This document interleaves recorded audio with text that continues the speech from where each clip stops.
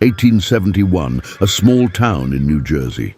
A man in his 60s reaches down to scratch a neighbor's dog behind the ears.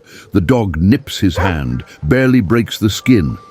He doesn't know it yet, but if that dog was carrying rabies, this tiny wound has just started a race he cannot see. In about 2 months, he will be dead, and the thing that kills him won't be the bite. It'll be a sip of water. The dog isn't foaming, isn't snarling. It's calm, which is exactly why nobody's afraid of it. In the earliest phase of its own infection, a rabid animal can look completely normal. The dog is put down. The wound is cauterized, a hot iron, pressed straight into the man's palm. It is, in 1871, the best treatment medicine has to offer. It won't be enough, because the virus isn't in his blood anymore, where a hot iron might reach it. After entering through the wound, it can establish itself near the site of the bite, quietly, before finding its way into the peripheral nerves, the wiring that runs beneath your skin toward your spine and brain. Once it gains access to the nerves, it becomes much harder for the immune system to reach. The wound closes. Life goes on. You'd forget it by dinner too. But somewhere under that scar, something is already moving. This is the part no poster warns you about. For weeks there is nothing, no fever, no pain, nothing wrong at all. It can spend weeks, sometimes months, moving from the site of infection toward the nervous system before anything visible happens. In 1871, there is no reliable test that can tell him he's infected while he still feels completely well. 2 months in, something shifts. Not pain, just restlessness. The kind his doctor almost dismisses as ordinary nerves. Dr. J.W. Pinkham sits with him anyway, and he sees something small, almost nothing. A tiny, involuntary convulsion every time the man tries to swallow. That tiny convulsion was the disease announcing itself. Rabies had entered its neurological phase. The silence is over. What comes next is the part that's terrified people for 4,000 years. Hydrophobia, fear of water. It sounds almost gentle, written down like that. It is not gentle. Rabies has begun disrupting the parts of the nervous system involved in swallowing. So when he lifts a cup, his throat doesn't just resist, it seizes violently. In a spasm his own body cannot stop. Desperately thirsty. And every attempt to drink triggers agony so severe, his nervous system starts treating the water itself as a threat. In some patients, even the sight or sound of water can trigger the spasm. And it isn't always water. Even a current of air across the face can trigger the same violent reflex. Dr. Pinkham watches this happen to a man he knows, a neighbor. Someone who 2 months earlier was petting a dog on an ordinary afternoon.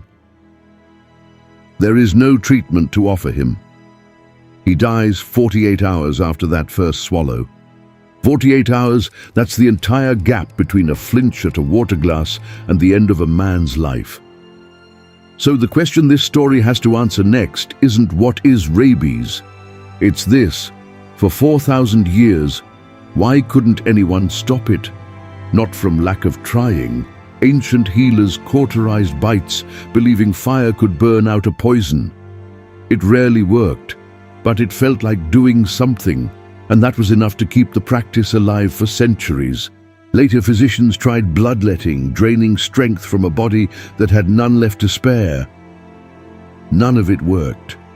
Not because these healers were foolish, but because they were fighting something invisible with tools built for diseases they could actually see. Nobody could watch a virus travel through a nerve.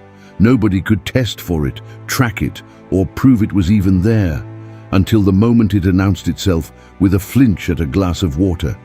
For thousands of years, humanity's weapons against rabies were brutally simple: kill the animal, burn the wound, hope. That was still true in 1871 in Montclair when the Irishman died. By the 1800s, a single confirmed case could send a whole town into a panic. And honestly, the panic was rational.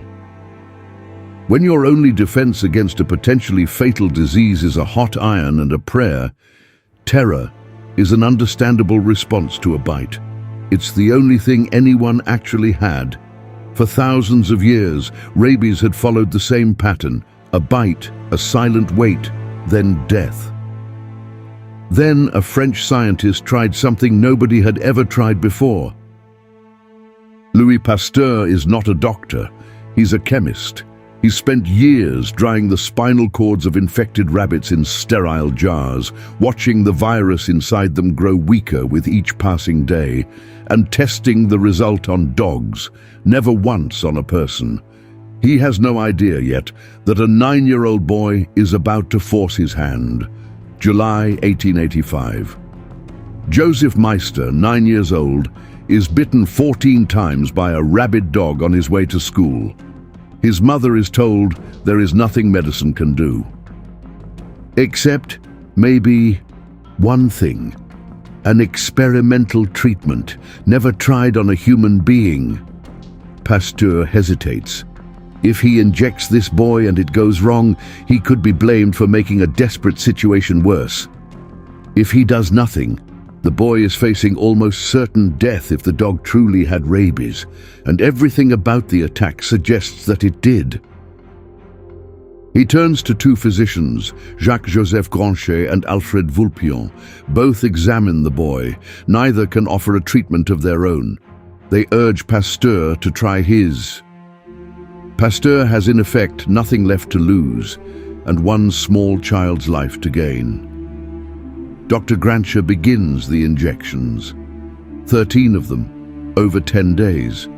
Each dose a slightly stronger version of the virus than the last, racing to build the boy's immunity before the infection can reach the nervous system.